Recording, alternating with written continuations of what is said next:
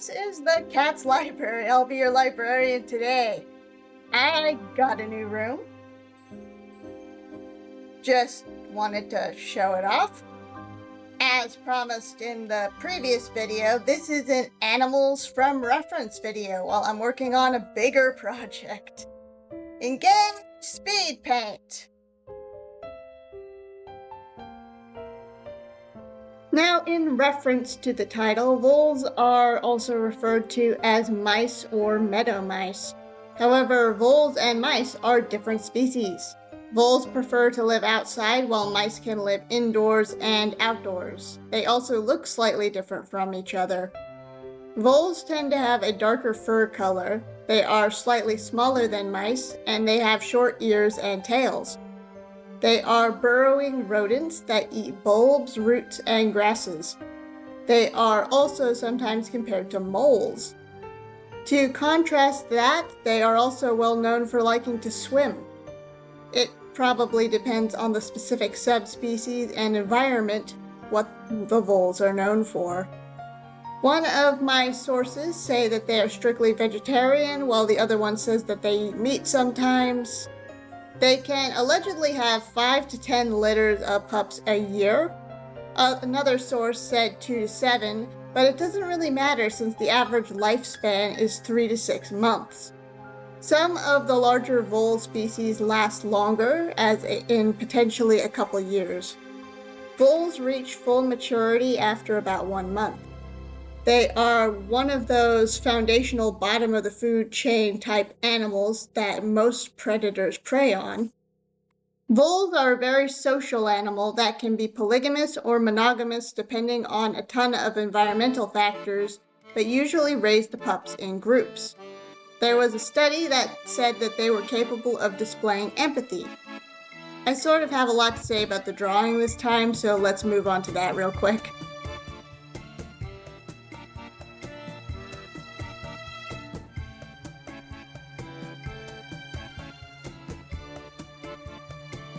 As you've already seen, I used 2 references this time because I've been trying to find full body references and the first one didn't have feet. Or the tail. I don't think that I've done that since the armadillo video at the very beginning of this series. I've been attempting to draw animals that I've never seen before as close to the reference as possible. I'm thinking that my next study series will be popular animals that I draw a lot, and will focus more on anatomy and different poses with both realism and stylization. Anyway, I started by blocking out the different elements of the drawing with really bright colors because for one thing I liked them, and for a second thing I was planning to set the colors to low opacity to draw over them with the next sketch layer, and bright colors are more visible at low opacity. I did a quick sketch with a pencil brush and blocked out the colors. These colors were more accurate than what I end up with after the shading layers. My lifelong struggle with drawing. I have drawn mice, though not voles, and so I got the overall silhouette correct right away.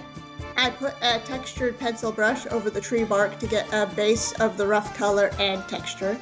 I started shading the vole.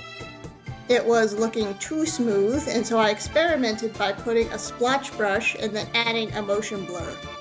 It ended up looking sort of okay.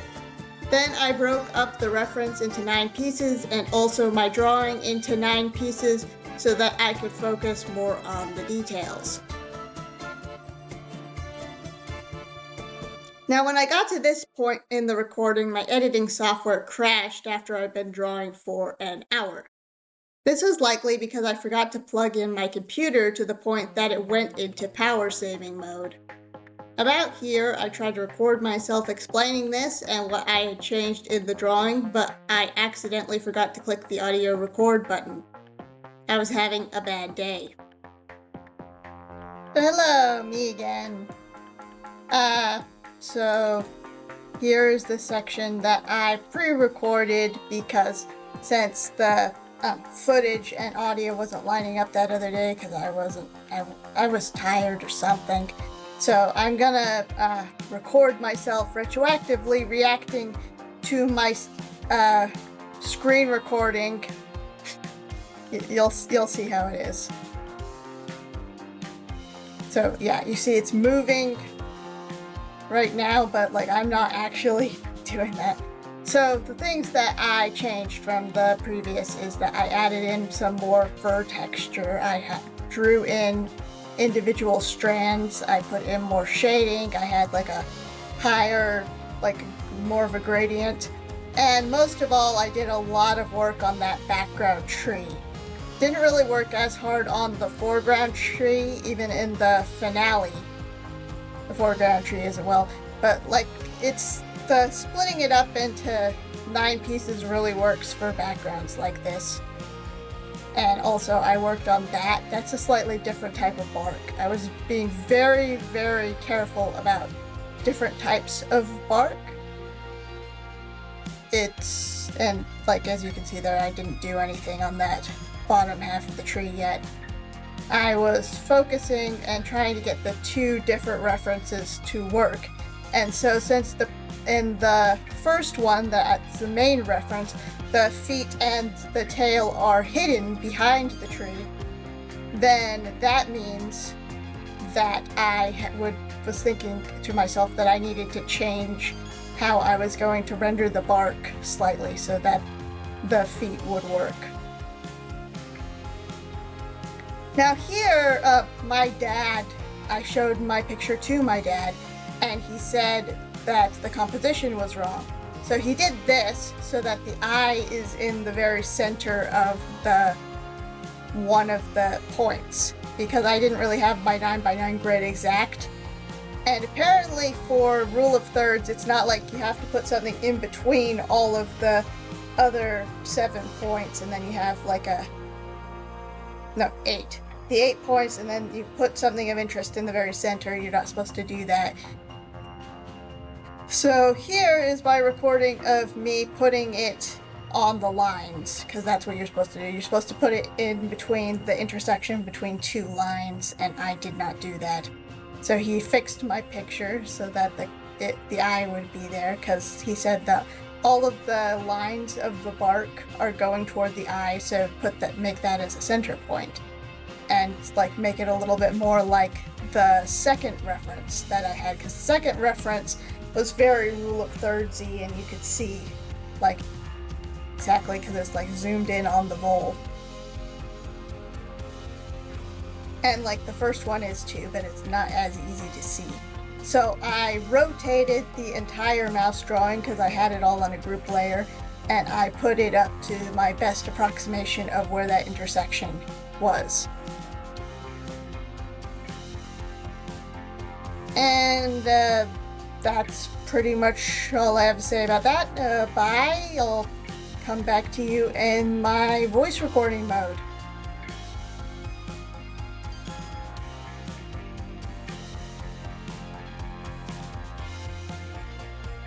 After that, I added a lot of dimension to the background.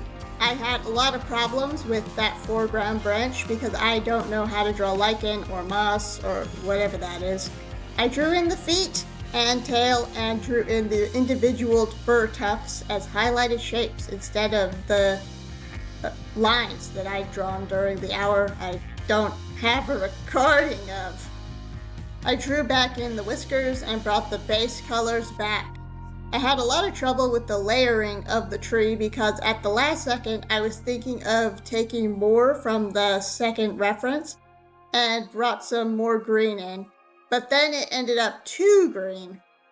This is one of those situations where I made myself stop a drawing even though I'm not 100% happy with it.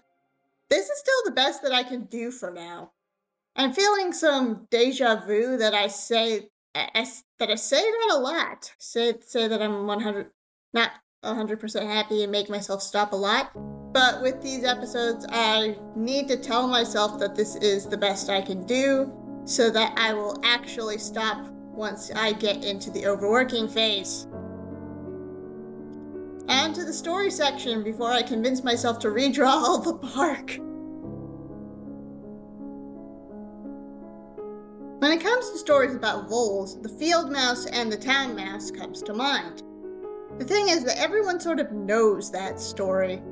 I'll mull it over for a bit if I want to retell that one, but in the meantime, here's a Lakota story about the mouse and the buffalo. As always, I am just getting these stories off the internet. If they are inaccurate, then I have no way of knowing.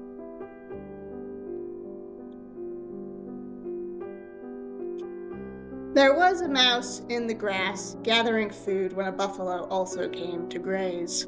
For some reason, the mouse went absolutely mental about this. Meanwhile, the buffalo completely ignored him at first. After the mouse kept yelling at him for a bit, the buffalo finally snapped back.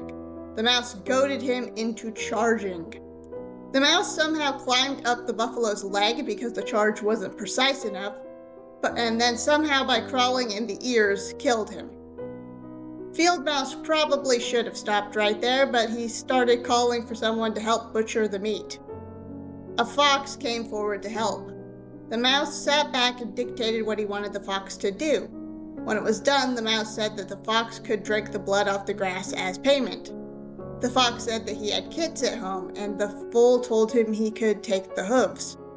He said that he also had a wife, and the mouse said that he could have the head. The fox jumped toward the mouse, and the mouse ran away. That one was a little dark. Okay, I'll do City Mouse and the Country Mouse, which is apparently an Aesop's fable. I need to fill out the latter runtime so that the audio and visuals line up decently with the "I lost an hour" disclaimer that has to be at a certain point. I just know it's going to come back to bite me in the editing phase. Anyway.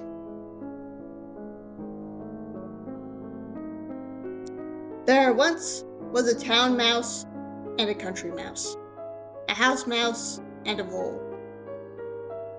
They were cousins. One day, the town mouse came to visit the country mouse's house. He was bored the whole time. The food was unseasoned and pretty basic, not at all the exotic appetizers that he was used to. There wasn't as much food, and Vole strictly rationed what she had. It was thunderously quiet, and when it rained, there were leaks in the roof. Town Mouse kept these grievances to himself through the visit, but when it came near the end of his stay, he said, "Cousin, you must come and visit me at my house sometime. It's only fair that I repay the hospitality that you have so graciously shown to me." "Well, that's an awfully fine proposal, cousin," replied the vole. "In fact, I may acquiesce to that offer." After all the preparations were complete, Vole arrived at the city. Well, for the humans it was a small town, but for the mice it was a city. It was loud and bright and crowded, both wonderful and overwhelming. Mouse constantly pointed out everything and introduced Vole to everyone. Vole fell asleep by early afternoon, and it was a deep sleep for her, despite the rumble of traffic outside the mouse's apartment. Mouse woke her up later that evening and took his cousin out for dinner. There was a table full of very delicious food, including bread, which Vole hadn't ever had before. Vole, Mouse, and the other town mice stayed under the table and tablecloth as the people dropped food on the floor ripe for the taking. A good ways into the feast, one of the mice spotted a gigantic furry tail slipped behind a set of drawers containing the plates and silverware. Another got a whiff of a scent and froze mid-bite. The lookout gave a signal and the mice started running. The vole wasn't entirely sure what was happening but ran as well. A fearsome cat leapt forward at the fleeing mice and the vole screamed. Next, the humans started pulling up the chairs and making a lot of noise, throwing things. The mice ducked and weaved as they scurried into their mouse holes. The cat clawed at the entrance to one of them after the last mouse had escaped down it. The cousin mouse held his shoulder inside as they all caught their breath. The cat had swatted at him and left a deep cut with her claw. "Yeah, this is just part of the process. No reward without a little..." He winced at the pain in his arm. "Risk? No reward without a little risk?" Vole looked down and was quiet for a few moments. was some of the best food that I've ever had, she finally said. But I'd rather eat my reliable food than be eaten alive by the fear that I could die at any moment. The mouse nodded. He came back to her house in the country to recover. He stayed there twice the time of his previous visit. He enjoyed the quiet, the simple pleasures of taking it easy, watching the sunrise, the shifting of the clouds, the sunset and the stars, the glow of fireflies and dragonflies over water. He didn't say much, but he seemed happy.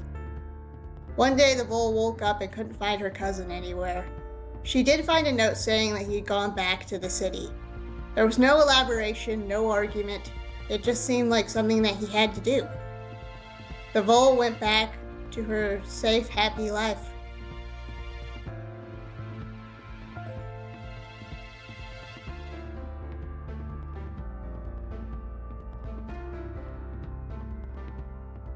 And that's it for me today, getting near the end of this animal drawing series. V, W, X, Y, and Z are left, and this is V. I said it would take a year to finish, and I got distracted by so many other things that it's still going. I don't know what my next Easy Day series is going to be. I have some ideas, but I'm open to suggestions. You might want to watch this video. I might be drawing it again sometime soon and comparing my video making techniques from a couple years ago to now as a complete hypothetical. I'll see you when I see you. Bye!